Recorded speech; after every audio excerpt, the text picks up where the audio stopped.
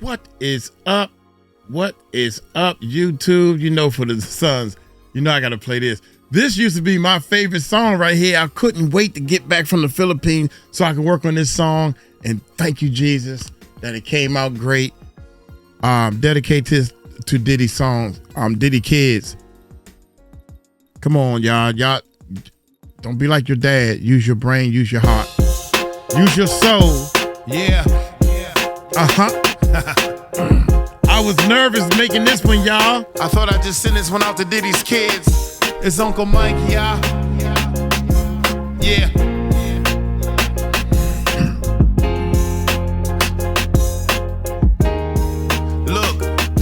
They say the apple don't fall far from the tree. Then the sun's in the light where the cameras be. Puff built an empire off of hustle and fame. Then the boys in the court trying to clear their name. Media buzzing, got the headlines lit. Talking about charges, but the facts don't fit. A legacy's great, ain't easy to bend. When your father's a mogul, they all stop and stare. Now he's standing in the courtroom, pressure so wild. With the world on his shoulder, legacy on trial. He ain't asked for the fame or the flashing lens. Just trying to live life, not make amends. Now he's standing in the courtroom, pressure so wild. With the world on his shoulder, legacy on trial. He ain't asked for the fame or the flashing lens. Just trying to live life, not make amends. They see Diddy in his eyes, so the judgment's fast. But the son ain't the sin of his father's past. Every move they make, they dissect with spite. Forget he's still young, trying to find what's right.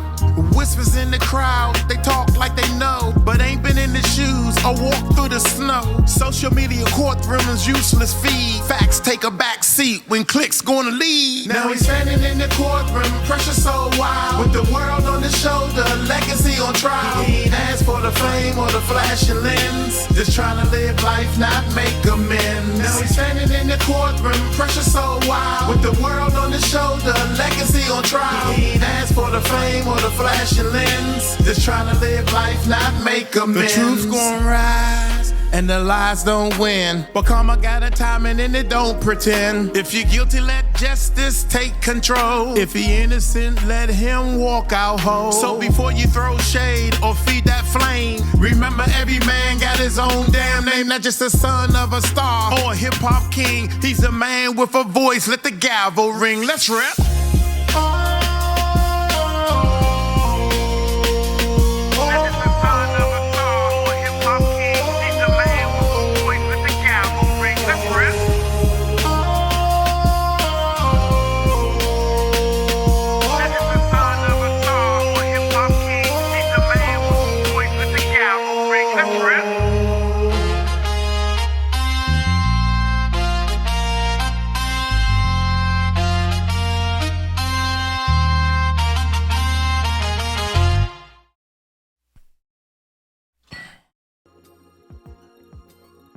Just in case. Man, that's on the album, man. Thank everybody for supporting the album. Thank all the comments that say, I listen to your music all the time, Uncle Mike. Thank you for enjoying the gift that God gave me. That's all I can say, man. That's all I can say. I never believed in myself. That's the first, I'm gonna do an album. Forget it. I'm in here all by myself. I ain't got nobody to tell me what to do and what not to do. I'm gonna make an album. Now I'm working on the second album, and I'm running out of ideas. So if I was the president, would be on the second album, man. That's gonna be the first single right there. But check it out, man. Check it out. Hey, Diddy. And is in total shock. Well, we read the thing and everything. Y'all hit that subscribe button, hit that bell, man. Let's check this bad boy. Yeah. Music mogul, as Diddy is a bombshell new lawsuit that involves Sean Diddy Combs, but isn't against the disgraced music mogul, as Diddy is listening to closing arguments in his sex trafficking and racketeering trial in federal court in New York. His son, Justin, has been hit with a lawsuit by a woman who claims that he lured her to Los Angeles to be raped by multiple men, including his dad, Sean Diddy Combs. The fall of Sean Diddy Combs has been a spectacular, drawn-out demolition of a half-century empire. But nothing, absolutely nothing, has hit the mogul as hard as the hidden, disturbing truth about his relationship with his own son, Christian King Combs. This isn't just about a father's legal woes. How about the timing of this new lawsuit involving the son of Sean Diddy Combs? It was just in the hours after the government on Thursday finished their closing arguments in the case against the disgraced music mogul that we learned about this new lawsuit against Sean Combs' son, Justin.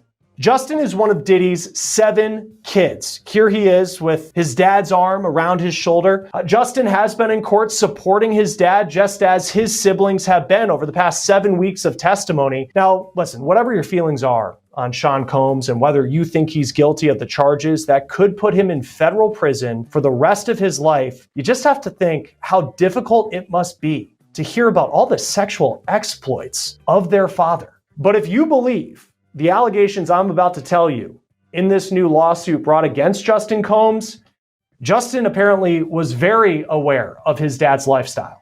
The new lawsuit that just dropped was filed by a woman from Louisiana who says in 2017, Justin Combs coaxed her to come to LA because she says that Diddy's son promised her a job in the entertainment industry. She claims the two had met on Snapchat, and Justin allegedly asked for explicit pictures, and she sent them. The woman, who's not named in this suit, says when she got to LA, she was raped by several men, including a certain music mogul now at the center of this high-profile, historic trial in federal court in Lower Manhattan. Yes, Sean Diddy Combs. The alleged victim claims that Justin invited her out west for a weekend to talk about her career. But when she got there, she says she was kept in a house in Beverly Hills. And according to the lawsuit, things seemed fine at first, but when she allegedly asked Justin Combs if they were going to leave the house, he said no. She claims that Justin Combs offered her alcohol, pills, and weed, and she thinks that the weed was laced. Now, you can see in those allegations some of the comparisons in this lawsuit to the so-called freak-offs that we have been hearing about for weeks at the center of the Sean Diddy Combs sex trafficking and racketeering trial. The woman says after she took the drugs, 3 men entered the house and all of them were wearing masks. Now, it's unclear what kind of masks the men were wearing, but when I read that part, I thought about the testimony of Sheree Hayes in the Sean Diddy Combs trial, the escort known as the Punisher. He testified that during a freak-off, Sean Combs allegedly wore a face covering that he likened to a Muslim hijab. In the lawsuit against Justin Combs, the alleged victim says that she knew that one of the men was Diddy just because of his mannerisms, but how about this? She also knew it was Diddy because she says that Justin, as his dad entered the home to allegedly rape a woman that he brought to LA, called Diddy, quote,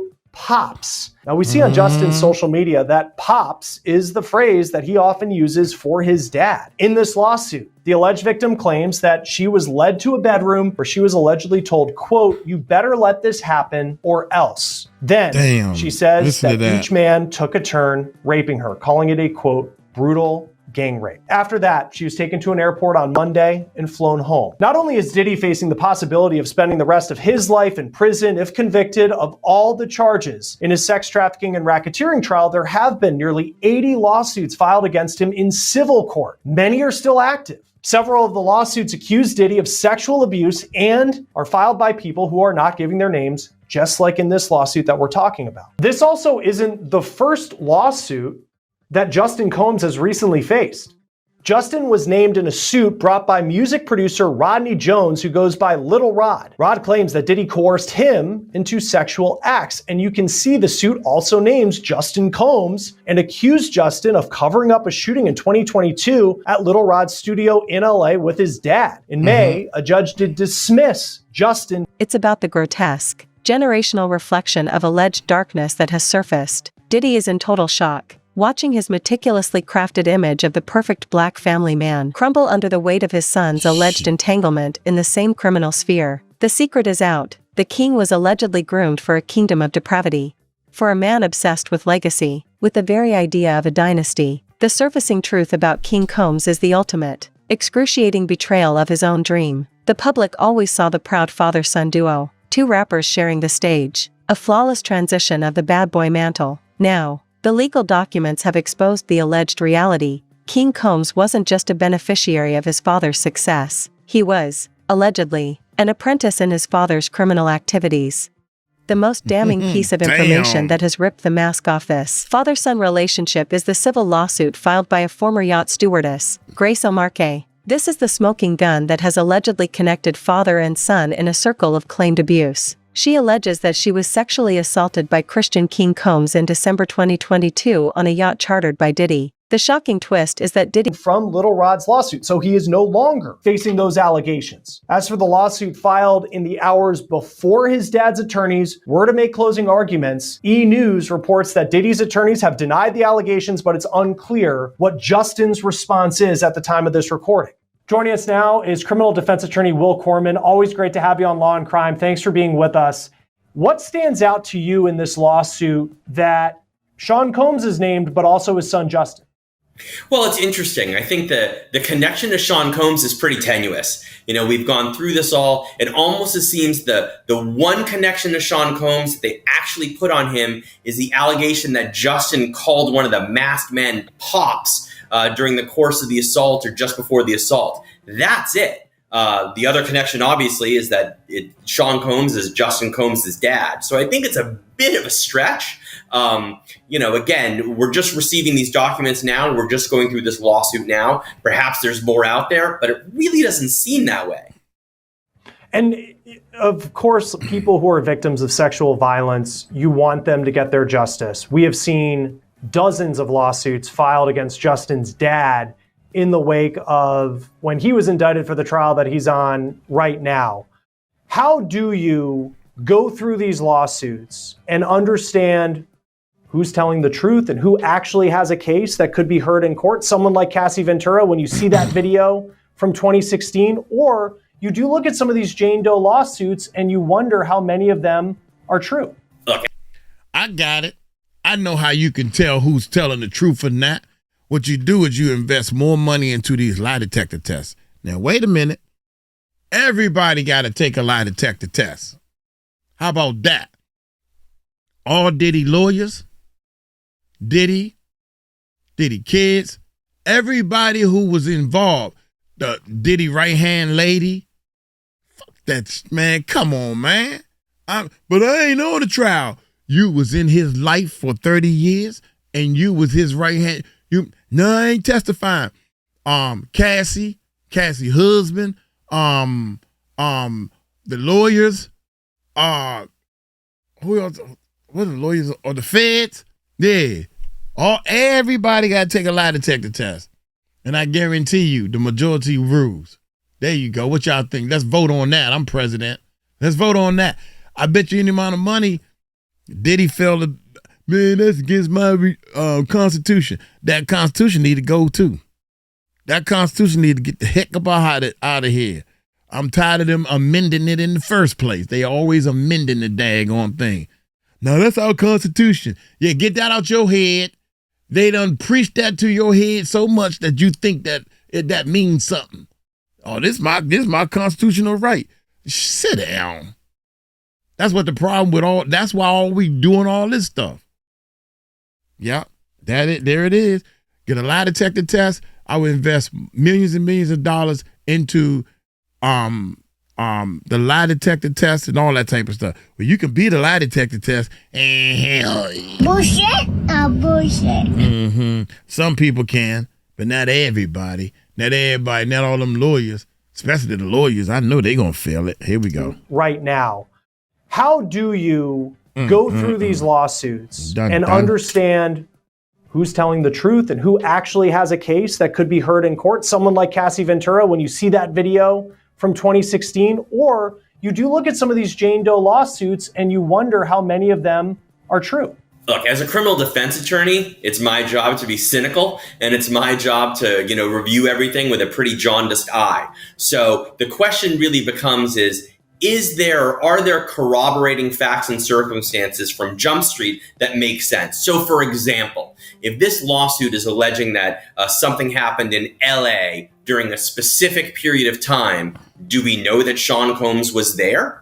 Do we actually know that he was present in LA? These things aren't difficult to find out, but it's those baby steps to trying to build the foundation of a lawsuit to see what's realistic that really matter in a case like this. And as you so correctly said, we want victims of domestic violence, of sexual violence, and so on and so forth to actually be compensated accordingly.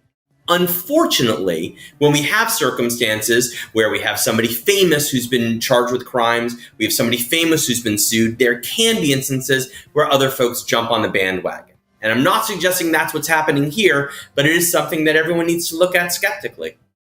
Right, absolutely.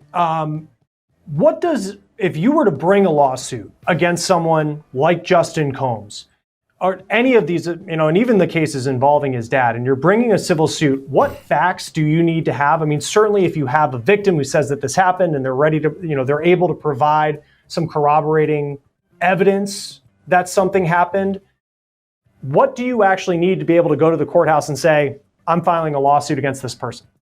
I think that you need to have somebody who's willing to state under oath that this is what happened to me, that this is what I'm alleging, these are my damages, this is how it's impacted me. And as an attorney, again, I would want to make sure, especially in a lawsuit like this, where it involves a high-profile person, but quite frankly, in any lawsuit, that there is some corroborating information out there so that my lawsuit isn't tossed out of court pretty quickly. And reading through this complaint, it mentions several other lawsuits. You have the lawsuit from Rodney Jones, who's known as Little Rod, and Sean Combs is facing that lawsuit, and his son was named in it, but has since been dropped. What do you make about it having all these other different cases? And He himself is named as a co-defendant in that same suit, accused of aiding and abetting his son's alleged actions. Aiding and abetting your own son's alleged sexual assault. The sheer gravity of that accusation is what has sent Diddy into total shock. It destroys the final sanctuary of his public life, his family. It alleges that the family vacation environment Diddy cultivated was, in fact, a breeding ground for the same alleged abuses he is accused of perpetrating. The suit claims Diddy had full control of the staff and premises and created a hedonistic environment where such alleged acts were not only tolerated but encouraged. This is the hidden, disturbing truth. Diddy's relationship with his son was, allegedly, built on shared criminal enablement.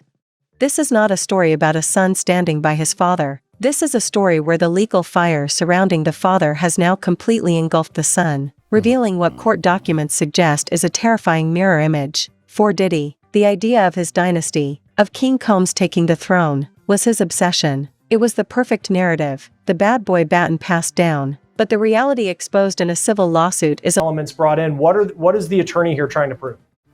Well, it almost appears as if the attorney is saying, where there's smoke, there's fire.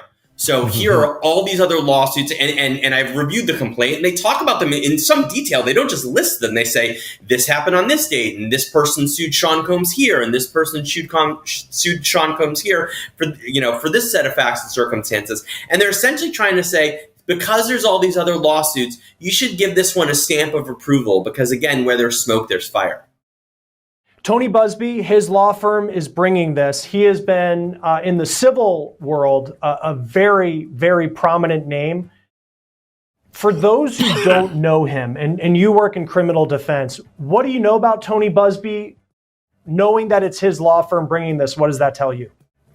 I don't think that the Busby law firm is taking these allegations lightly. I believe they have the resources to do their own investigations prior to actually filing these suits. So this isn't some, sole practitioner who's trying to jump on the cottage industry that's been created around suing Sean Combs. I think that they have the ability to investigate this. They have the ability to decide whether or not they want to take on these cases. And I think that does lend some credibility, albeit, not a ton, but I think it does lend some credibility to the facts and circumstances surrounding it.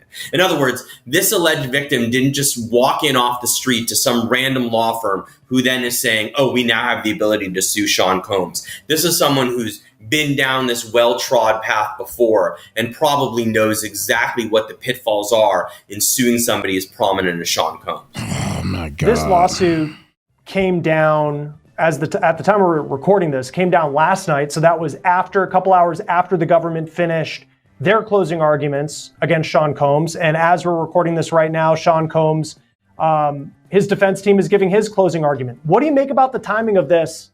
It's against Justin Combs and Sean Combs' name, but it's happening right in the middle of maybe the most pivotal part of this entire trial.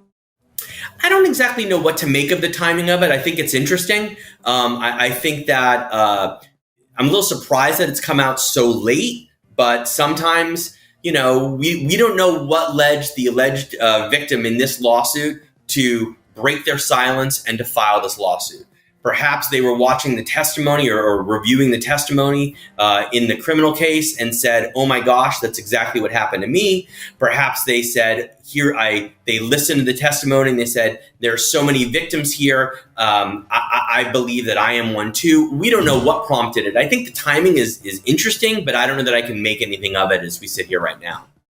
I think of recently you had Tyler Perry, prominent name in Hollywood, very different case, but accused of sexual violence and sexual harassment, workplace harassment with an actor who had worked on one of his shows, and the actor provided text messages in the complaint.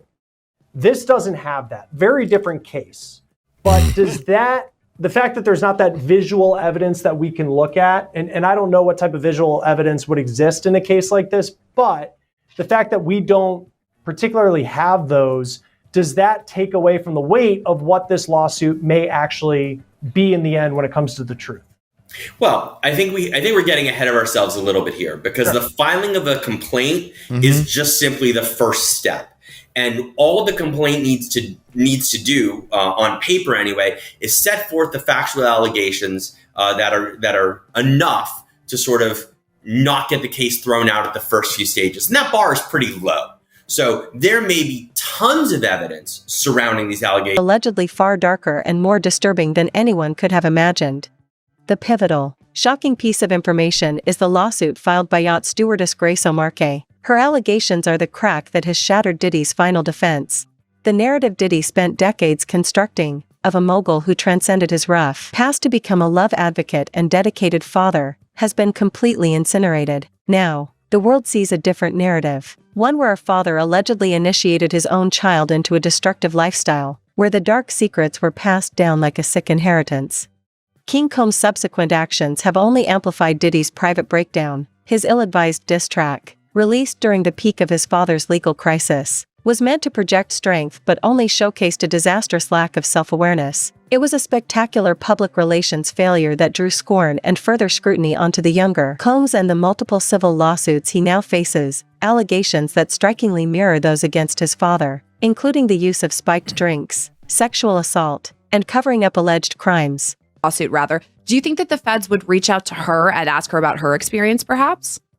I do, and this is why. Apparently, and obviously I haven't heard them, she has recordings of this incident, audio recordings, and we know how powerful video evidence is. We've talked about it with Cassie Ventura and how that really maybe even shift the direction of this case entirely, because of course Combs denied everything until CNN got a hold of that video in May. And we're talking about a lawsuit that was filed in April, I believe, and again, I don't know if it's true, but the allegations are that much of this was recorded and there's audio recordings. And if so, and she's saying no, and Christian is moving forward anyway, then you have attempted sexual assault.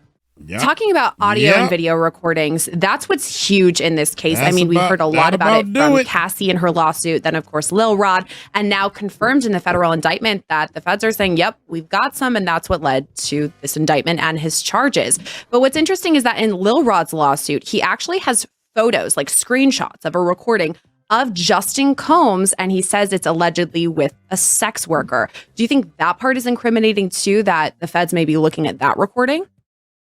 I do. And during Combs' initial appearance before the new Judge Subramanian, there was some discussion of this, and Christian and Justin were in court as well, supporting their father. But the feds were talking about the 96 different electronic devices they seized and the terabytes and terabytes of data. Now, some of it might not be relevant, but some of it may be very much on point, because going back to Cassie's original allegation, Combs reportedly recorded many of these sex acts. It might have been for his sexual pleasure. It might have been to maintain control over the participants. But whether it's a voluntary recording, whether it's a hotel security camera, whether it's something that Lil Rod, took in a still video or a recording, or whether it's something that, a civil plaintiff, a victim of sexual assault, I try not to name them, even though she did out herself in the complaint.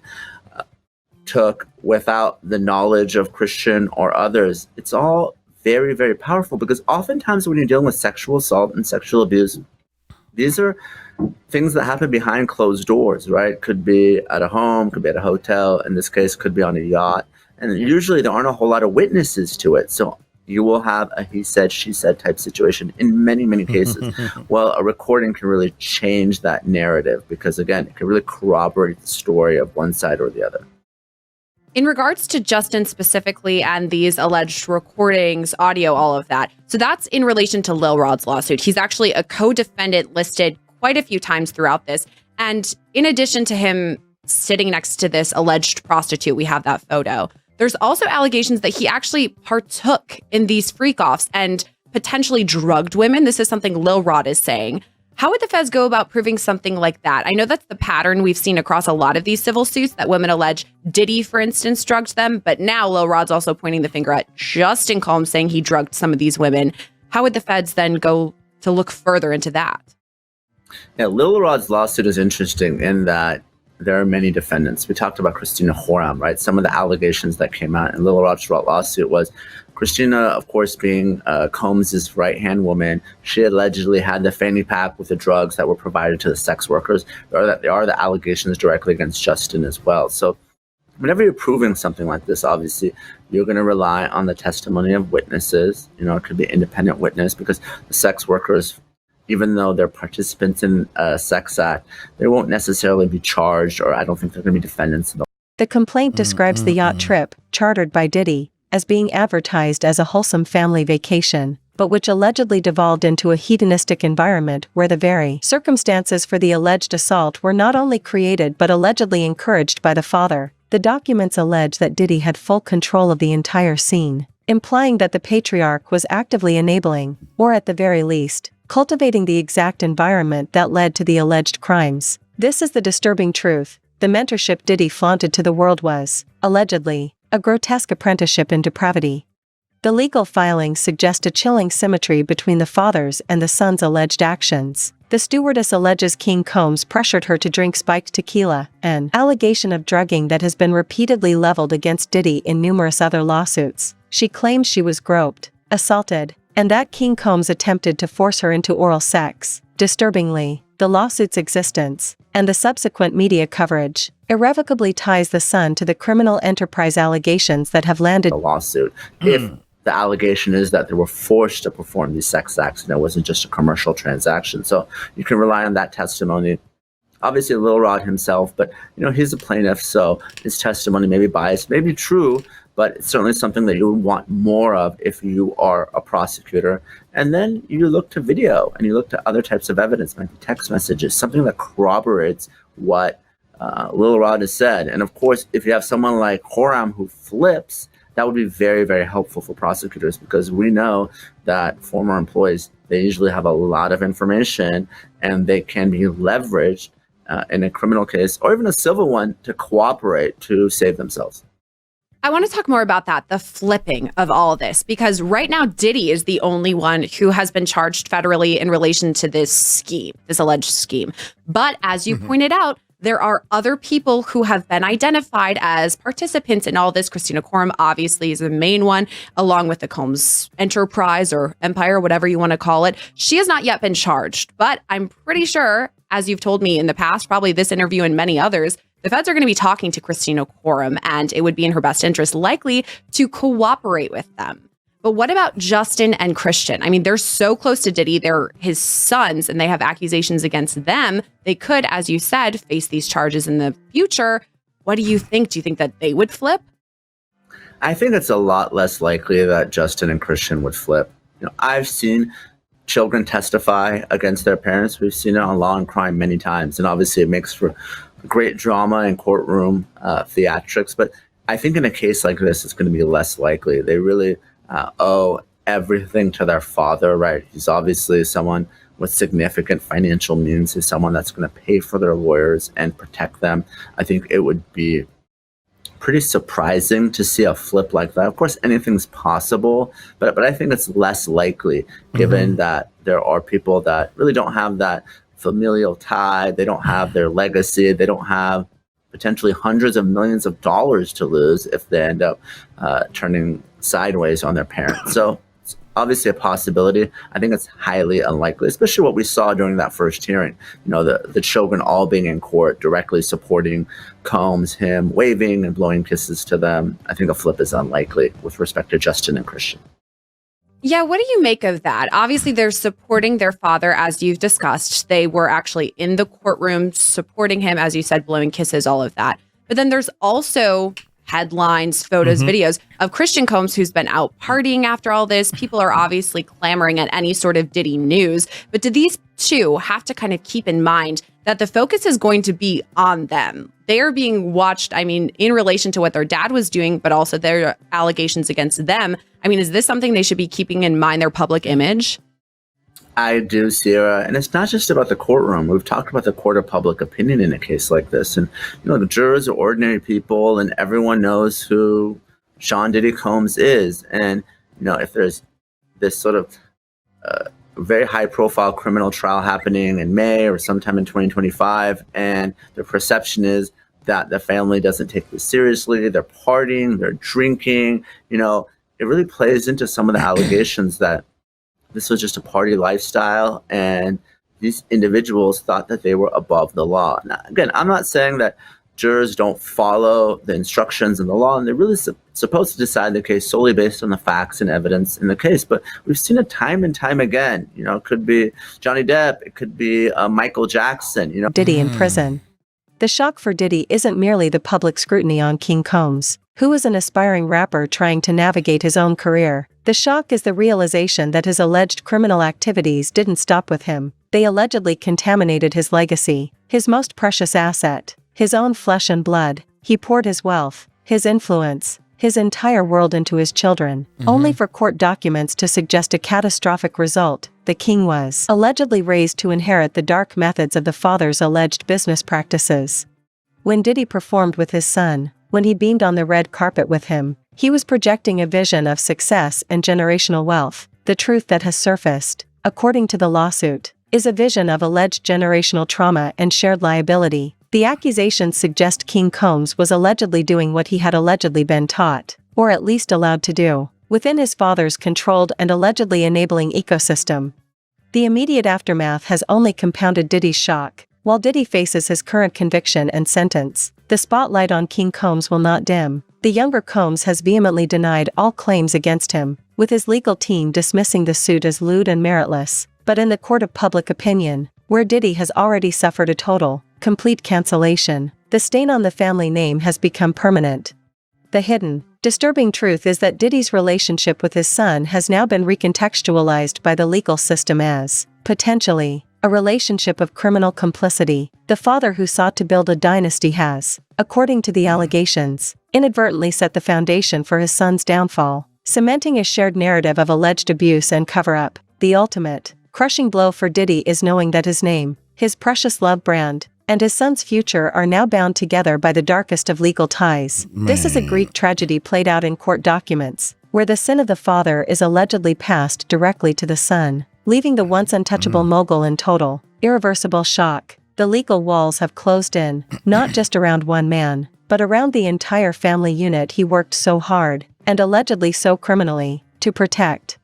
The relationship between Diddy and King Combs is no longer one of mentorship and pride. It is, allegedly, one of co-conspiracy, a toxic bond cemented by shared dark secrets. Diddy is in shock because he has lost the one thing he believed was untouchable, the idea that his children were somehow separate from his alleged criminal activities. The truth that has surfaced is that the rot, allegedly, goes all the way to the core of his family. The alleged secrets are no longer whispers. They are court documents and headlines that indict the father and son together. This is the ultimate, crushing realization for Diddy. His pursuit of power, his alleged dark desires, didn't just ruin him, they allegedly ruined his own bloodline. The end of the Combs empire is official, and the prince is tragically stained by the sins of the father. Damn. I feel sorry for the kids, man, because they was taught this, and they didn't realize that. They probably didn't realize how bad it is, how bad is. They saw dad abusing, so we kids, we grown up, we abuse also. But we don't abuse our sisters. They probably would have whooped your tail. They probably would have beat the living crap out of you. So, I don't know, man. I still feel sorry for the kids, man. That's where I draw the line at. I think Diddy kids they wasn't asked to be brought into this. Of course, they like the fame and everything. They can't do anything on their own to make no type of money. They was born with the silver spoon in their mouth. So y'all let me know what y'all think, man. Shout out to my enders. Y'all let me know. Let me know how y'all think about the songs and everything. Hey, I'm gonna get on up out of here, man. Y'all take it light, take it slow. Tell them Uncle Mike told you so. Peace out.